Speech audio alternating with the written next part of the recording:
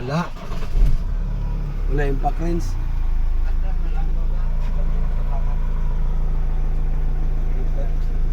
Ford Ranger nahitabo is naka 4x4 yung ga hybrid ay ga high speed nga lobo ang 4-wheel drive. So year model 2022.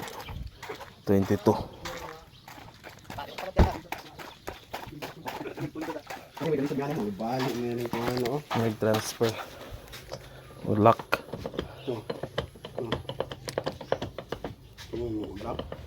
Usahay mo lapos, usahay mo lock. Ano lock? Lock na pod. Ang nabaklas. Asa ang damage? Damage. So gipalagan nga 4x4. Okay. O karing usa. Gamay ra ni build up ra ni. Kaya ra siguro ni diha to. Kaya. Postpone na nato ni baklas ani.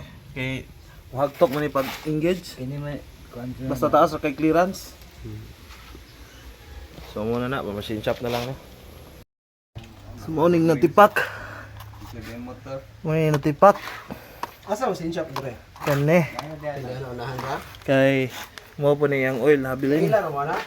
Baling kamaya. Okay lang man dia. So usa po ni is posible nga nakadaot ni gamay oil. Gamay jud kay oil ra. Mura ra man ni kuan, sa baso. Asa po na So sa mga naay kuan diha ang mga 4x4. So kinahanglan ni appeal gyud nato sa maintenance ning atong front drive ug ang transfer case para dili maabot og inaani. So kinadagang salamat.